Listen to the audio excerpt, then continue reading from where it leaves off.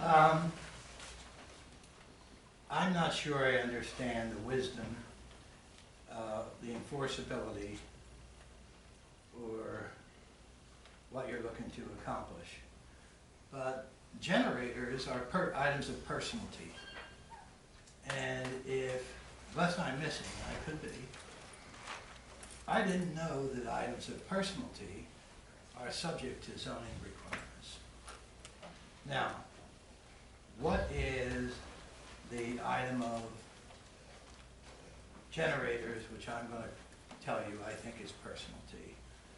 What's the wisdom and what gives you the authority?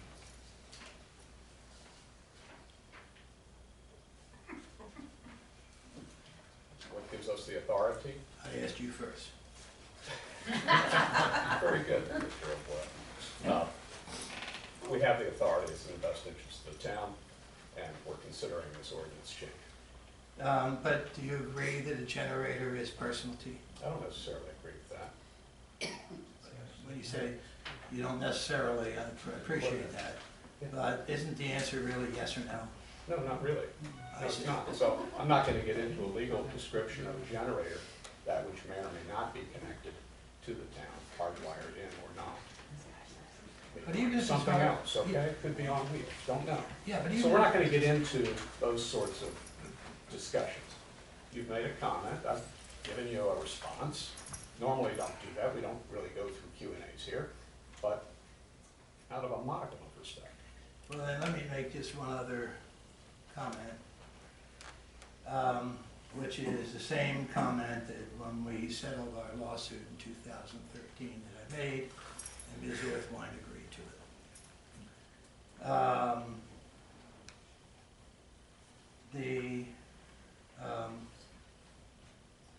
The code was supposed to have been lightened up materially. It was not lightened up materially. Putting aside the generators, I've been doing this for almost 50 years, and in that period of time I've learned the difference between realty and personality. I think the generators are indeed personality, as there are many other things. A water spigot, I think, could be personality. And I haven't thought it all the way through, so please excuse me for that. But in any event, I think that you ought to take another look at that, because I'm going to put in a generator. And if you stop me, it isn't going to be pretty. Well, we appreciate that. Time's up, Mr. O'Boyle. Yes, Thank you for that, that information and advice. Okay. Mr. Ham? Yes. I would caution you, however, to be respectful to this commission and the public. Mr. And Morgan, not engage in another outburst. So, Mr. what would you like to say? What I would like to say is, regarding this ordinance, I was a prosecuting attorney and I also a special state attorney. Are you going to provide the police department the necessary equipment to measure the decibel ratings? Because anything you try to enforce under this ordinance has to be done with the proper equipment, or it's pointless. So I'm just making that point about for Chief Ward, if he asks for the equipment, I'm not sure if they have it already, to measure decibel ratings, this ordinance would be meaningless. I appreciate it. Thank you. Anyone else? Okay. A motion to approve ordinance 15/7 on first reading. Is there one? Go ahead. Motion to approve ordinance 15-7. Second. Read it. Commissioner Gainer. Yes. Commissioner Stanley. Yes. Commissioner White. Yes. Commissioner Orthwein. Yes. Mayor Morgan. Yes. Let's move down to ordinance 15/8. Mr. Taylor? This is an ordinance of the Town Commission of the Town of Gulfstream, Palm Beach County, Florida, amending the Town Code of Ordinances of Chapter 2, Administration, Article 2, Boards and Commissions, Division 2, Code Enforcement, Section 2-68, Jurisdiction, to include violations of Chapter 58, Planning and Development, under the jurisdiction of the Spatial Magistrate, providing for severability, providing for repeal of ordinances in conflict, providing for codification, and providing an effective date, being presented on first reading this 13th day of November, 2015. This is basically a housekeeping item. Questions or comment on the housekeeping item? From Commission? No? Mr. O'Hare? Thank you, Chairman.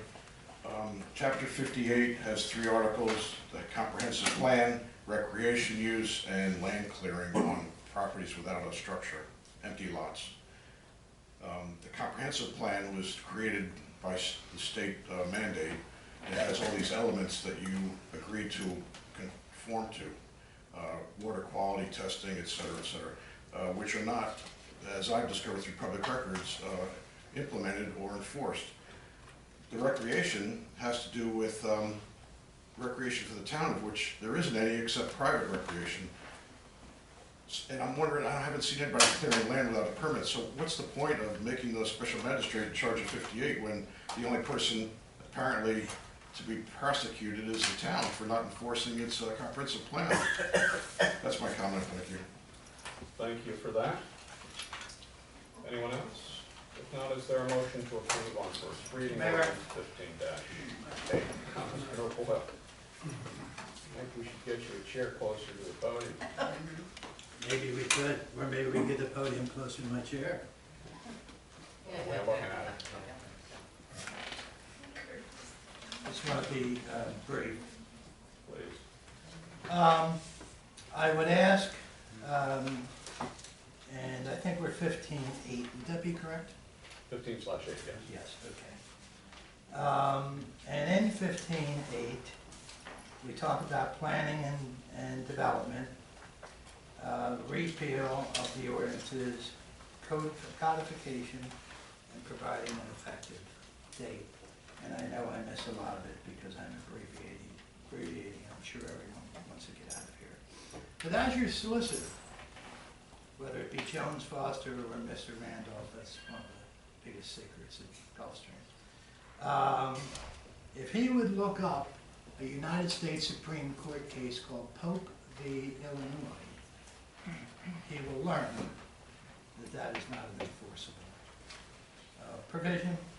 Pope v. Illinois says taste is not to be regulated in any type of judicial or, I guess, formal setting. In other words, you can't tell me what color front door I can have, and you're not going to. Thank you. Appreciate that. Thank you very much. Anyone else? Okay, again, is there such a motion approving on first reading ordinance number 15/8? Also move approving 15-8. Is there a second? Second. Ms. Taylor? Commissioner Gainer? Yes. Commissioner Stanley? Yes. Commissioner White? Yes. Commissioner Ortman? Yes. Mayor Gordon? Yes. Appreciate it. Move to the next one, ordinance number 15/9. Ms. Taylor? This is an ordinance of the Town Commission, the Town of Gulfstream, Palm Beach County, Florida, amending the Chapter 70 of the Town Code of Ordinances, the Gulfstream Design Manual. At Article 4, Site Development Regulations, eliminating Section 70-71, C in parens, incentive floor area ratio, amending Section 70-77, first floor elevation, and 70-78, seawall height, amending Chapter 70 at Article 5, area-wide standards, Division 1, general architectural standards, at Section 70-100, roof and eave heights, Section 70-101, windows, Section 70-105, garages and accessory buildings, and Section 70-106, color, amending Chapter 70, Article 5, Division 3, general landscape standards, Section 70-148, principles, and creating a new Section 70-151, applicability and permitting, amending Chapter 70, Article 5, Division 4, general outdoor lighting standards, Section 70-166 purpose, categories, amending Chapter 70, Article 6, district standards, Section 70-187, table of district standards, amending Chapter 70, Article 7, predominant architectural styles, Division 2, Spanish Mediterranean Revival style, Section 70-218, roofs, and Article 7, Division 3, Gulfstream Bermuda style, Section 70-238, roofs, providing for severability, providing for repeal of ordinances in conflict, providing for codification, and providing an effective date. This is being presented on first reading this 13th day of November, 2015.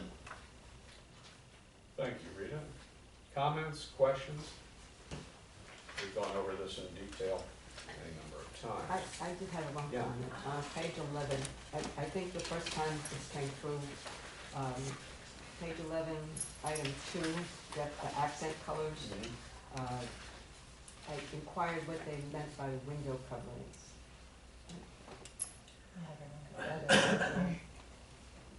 For accent colors. I believe it was probably for storm shutters. Hurricane shutters. Hurricane Yeah, shutters. that's what I read. Right. I mean, it says shutters, but it could be something. But Yeah. does that mean that an accent color, that you could have red Hurricane shutters. hurricane shutters? And I think the only thing that allows red is on Oh, the it's the front front It's door. the front door. But I mean, you could have colors then, that you could have accent colors rather than just Apparently so. stainless And steel. it's metal. It's metal. I mean, that, I don't know. Didn't we at Yeah. that time? That would be Yeah. very pretty. I seem to recall, and this is some time ago, that there was discussion of permanent window coverings as opposed to window coverings being temporary, such as shutters, storm shutters, in the event a storm is coming. I mean, who cares what they look like? It's a storm coming. Well, I'm gonna say this, is you have to clarify that, because people put up the hurricane shutters and all of a sudden the people And get leave sick them up. and then No, they're it's up just- year round. Yeah, right, right. So I think you have to, whether, you have to consider a shutter permanent and something that, even if it's up for 3 months or 2 months. That was the substance of the conversation. Yeah. Now, thank you for reminding me. Because people aren't required to take them down. It's happened Well, they around are me. by the town, but the fire And department does require them to be taken down. I'm sorry, what? The fire department does require them to be taken down. They do. They do, but whether people do it or not, I don't know. Yeah, then it has not been enforced that way. Well, is that something that you would like to see further clarified or removed? Or, You might want to clarify that, because it'd be pretty unattractive to see hurricane shutters up with colors on it. okay. I mean, it obviously is somewhat ambiguous, since we've looked at this several times and there's still Yeah. some questions about it. Yeah, well, it's just that the window coverings, I think that's the only, and under normal circumstances, I don't think we'd be having this conversation. No, exactly. But because of the things that are going on now, I think we should clarify it. Okay, I think we're probably in agreement on that. I Yeah, don't know. just because When did this people come take up it in the to ad hoc meeting, extremes. maybe Mr. Boardman would know what they meant. But he doesn't I have don't the think that ordinance. was the subject of the ad hoc committee that I recall. ARPD, I believe addressed it, that you don't have in front of you perhaps, but, I think there's sufficient question about it, it should go back, I would just clarify this. yeah. Clarify, the accent color D, For the window covers. subsection 2, of the new edition of window coverings. Yeah. There's pretty good latitude for the accent colors. Right. Right, Yes. no, it's a very good point. It's a good No, point. it's a very good point. I mean, there's a lot in this ordinance.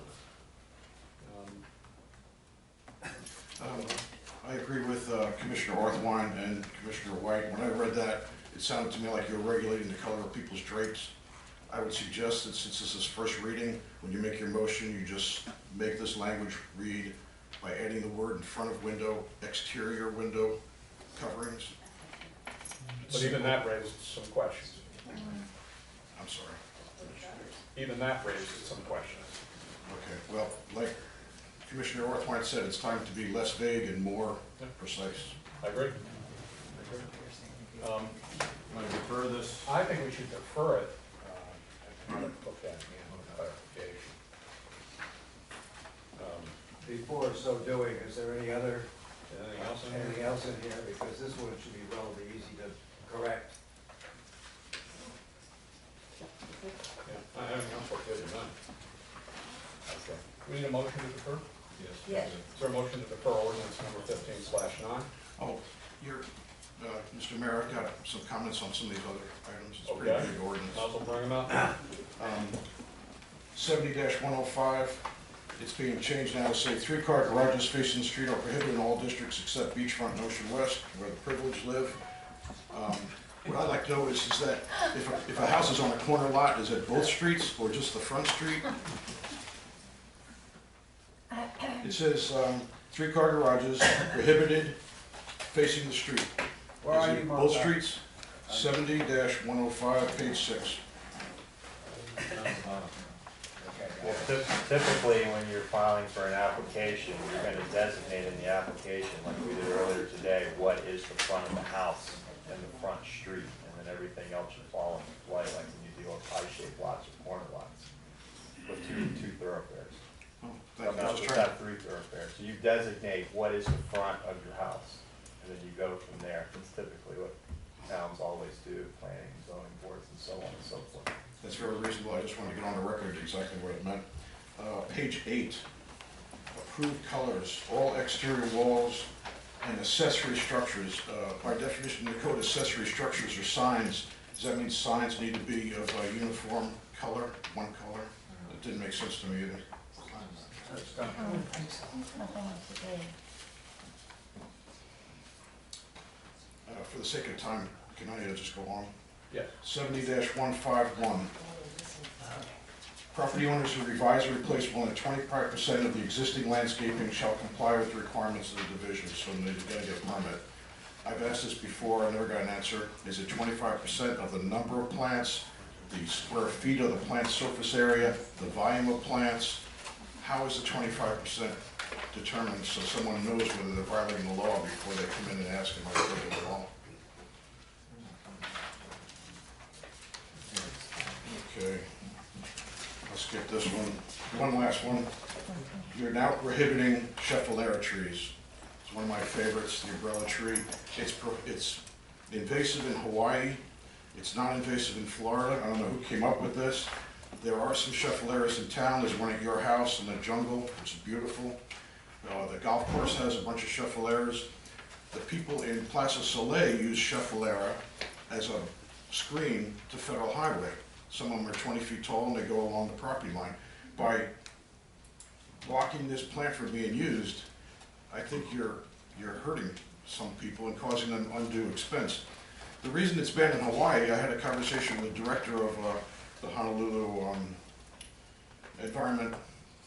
Division of Environmental Regulation. He told me in Hawaii there's a rodent that eats these berries. And because of that, it travels all over the place, dropping spores, and they pop up, so it's all over. That rodent doesn't exist in Florida because we have other predators that take care of it. So we don't have a schefflera problem. I'm just wondering, why are we adding another layer of criminalized activity when there's no need for it? I suggest that the scheffleras be allowed to stay. What's the schefflera look like? I'm sorry? Describe the schefflera height and description to me. This is, it's called the umbrella tree. It's Yeah, okay. multiple I trunk. don't know I'm I sorry? don't know the horticultural names, but it's Schefflera the umbrella. altifolia, and if you remember from Latin, that means radiating because the leaves all radiate out from the center. It's got long spikes of red berries. It's a really attractive tree. I like it. It smells great. But I just don't think there's a need to make people criminals. Have it on your head. As a landscaping expert, are the roots the reason people don't want schefflera? Because they root in every direction and they could tear up your driveway or something else. Is that- I think it's horticultural snobbery. It just happens to be one of the original landscape plants that's traditionally used like ixoras and hibiscus, and people are like, we don't want that. But it is, it's all over the place and it's beautiful. They don't break up in hurricanes. They provide a lot of shade. I'm not sure anything eats the berries in Florida, evidently not because it's not spread that way. But I just don't see where it's a You didn't nuisance. answer my question. Was it the roots that led people to? No. It Okay. has shallow roots, but I've never seen them fall over in a storm. The vacant lot adjacent to my home has one that's perhaps 30 feet tall by 25 feet wide, multiple stems. It's just a gorgeous shade tree. The While one we're, in while Mr. we're doing Morgan's it, house. quite frankly, I have a Chevrolet. Yeah, no, And the roots are a pain in the ass, but, you know. so's banyan Yeah, trees. so I think, you know, let's, as we're gonna be looking at this thing, let's look at that too. I agree, and I defer to your knowledge and experience on this, because you are a landscape architect. I don't like the exclusion of plants, frankly. I actually fought desperately to keep them out of Luca. So unless there is some legitimate reason, a county reason, a state requirement that you cannot have this plant, I'm not so sure I don't agree with you. Mr. Mayor? Yes. That was a specific recommendation of the landscape architect that was on the ad hoc committee. So I would encourage you, and I don't remember what his specific issues were, but he felt very strongly about it. I would encourage Bill or someone to touch base with him and see what was the rationale. Maybe the minutes indicate it. We're deferring this, so let's take a look at Schlaffer, the umbrella tree, as well. Mr. O'Hare, anything else on that list? I'm sorry. Anything else on that list? No, that's not important, thank you. Okay. We have next month. No, I meant the plants. I meant the plants. I'm sorry. I meant the plants. The Schefflera? Oh, you mean the other list of The other plants? ones. No, they're all nasty, they need to be taken out right now.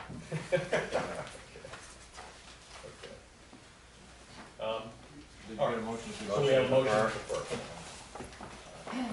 Motion to defer ordinance number 15-9. Do we need a date certain for the deferral?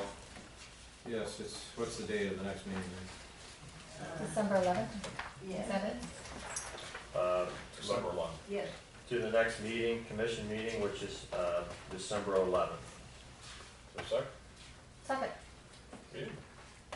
Commissioner Gager? Yes. Commissioner Stanley? Yes. Commissioner White? Yes. Commissioner Orthwine? Mm-hmm. Mayor Warden? Yes. Let's move on to an engineering and services proposal, Matthews Consulting. We've been provided with that. Any comments, questions for the town manager? If we've used them consistently for the federal requirement, I recommend approval. We've used them for years. It's just housekeeping. Okay. We need a motion to approve their engagement. I'd like to move Is that Yes, something please. you do under your, No, I would like you to approve if they want you to approve. is there a motion to approve Matthews Consulting I'll proposal? move to approve Matthews Consulting. Second. And authorize the town manager to execute it. Absolutely. Read it. Commissioner Gager? Yes.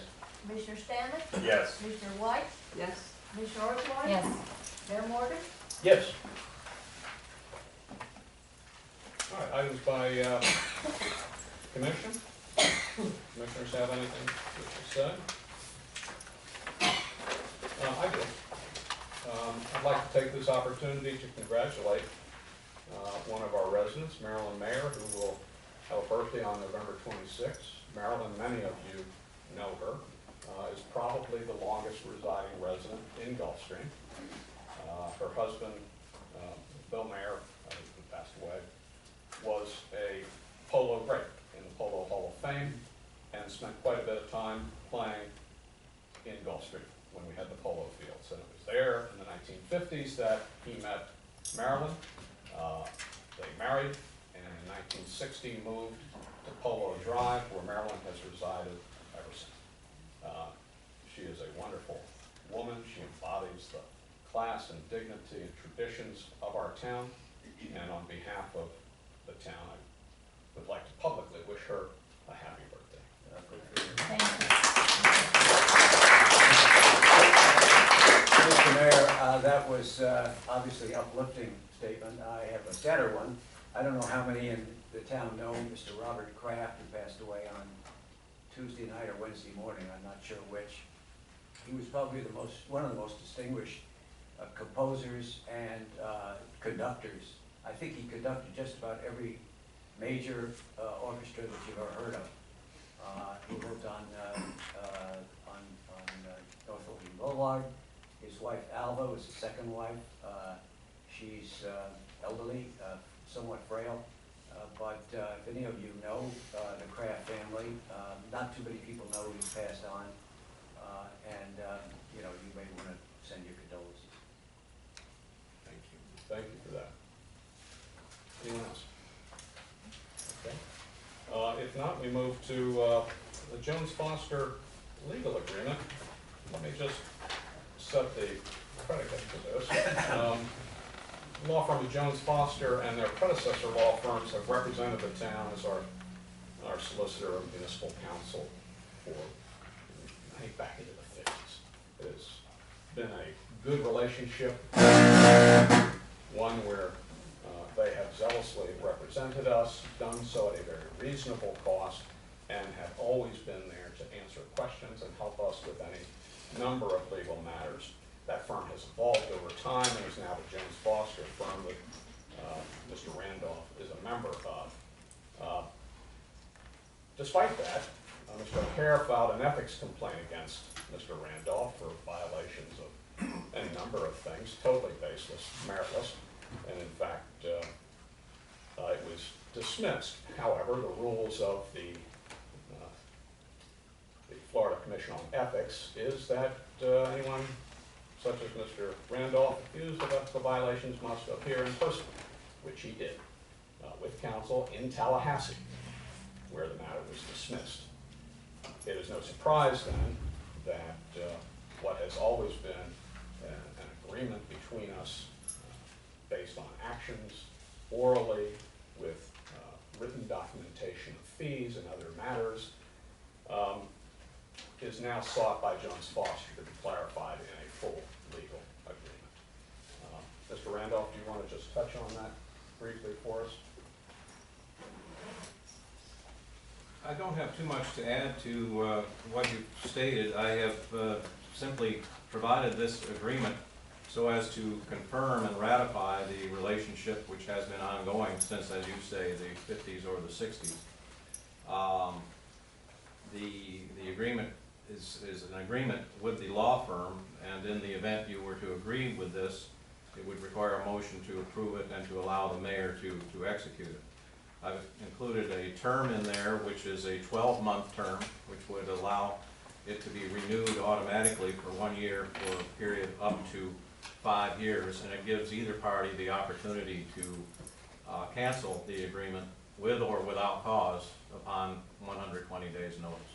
It doesn't have to be 120 days notice. You can make it 60 days notice if you wish, but that was just what I put in there in this particular draft. There's really no mystery to who represents the town. It is agreed that John C. Randolph is named as the attorney attending meetings, as it's indicated as town attorney in your book. But that is simply to indicate that that is the individual from the firm who has been representing the town on behalf of the firm for these over 50 years. So I would simply request that by executing this agreement, you confirm the arrangement that has existed for that period of time. Comments? Questions?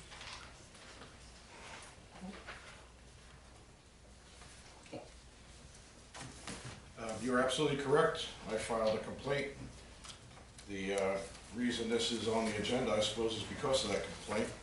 I don't like to complain about people, but 112.313.16c says a local attorney can't give work to his firm unless there's a contract in place with a provision that allows for that. I did record request, there's no contract, so I filed a complaint. However, the Commission on Ethics heard testimony from a lot of people. For instance, Mr. Randolph's, I think it's his boss, Mr. Larry Alexander said, Jones Foster's always been the town attorney, despite the fact that there are thousands of records that say Mr. Randolph's the town attorney, despite the plaque over there, despite the municipal published code of ordinances that describes the current officials as Mr. Randolph being the town attorney. I thought he was the town attorney and there wasn't a contract. Mr. Randolph's attorney, Mr. Watkins, said there is a contract. So I did another public record request and Ms. Taylor tells me, no, there's no contract. So I guess it's an implied contract, implied with the support of each member of the commission. And I guess there's a provision in that contract which is implied in support of each member of the commission.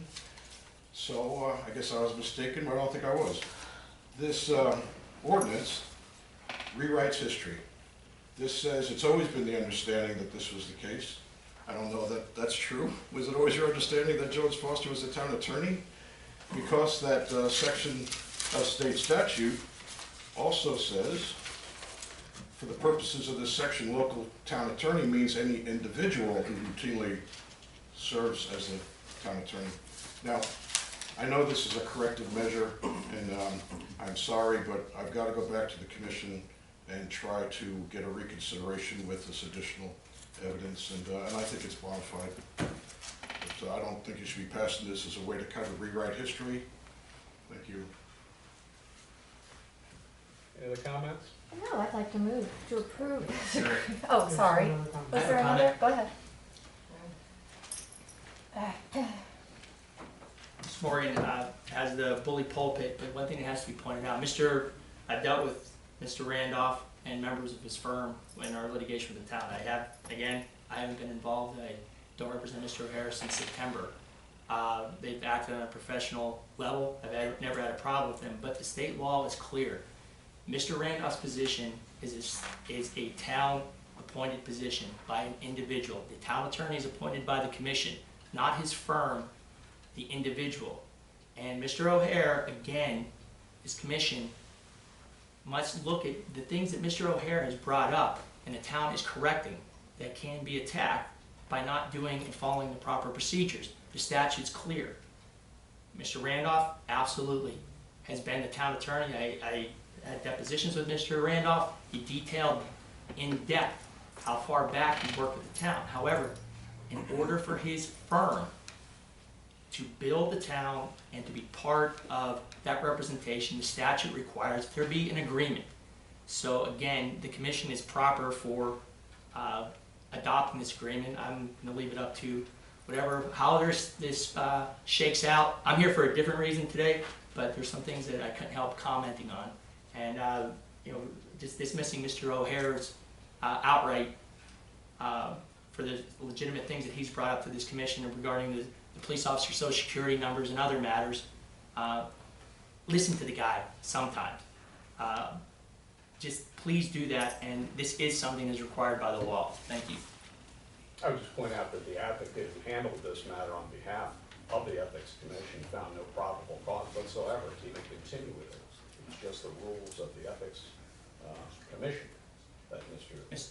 Randolph had. Mr. Morgan, can I address that? I wasn't claiming any ethical problems with Mr. Randolph. I don't want to be. You've made your point. You've cited statute. I don't want to be twisted into We're gonna claiming that there was any kind of ethical problems with Mr. Randolph or any member of his firm, which I've You dealt say with. that there is? I'm not saying there is. That's exactly what I'm saying. I'd love to get that Okay. clarified. You just Well, clarified. I'm saying my dealings Very with good. them have been on a professional level, and they've been I'll professional let and you put courteous that with on the me. record.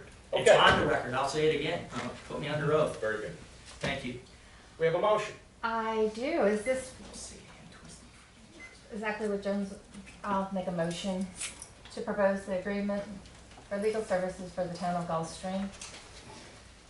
Firm of Jones Foster for the mayor to execute the Right. Is there a second? Second? Read it.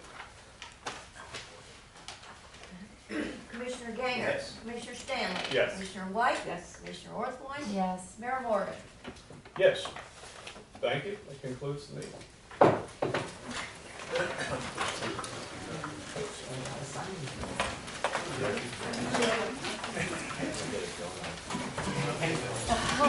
Sugar fix?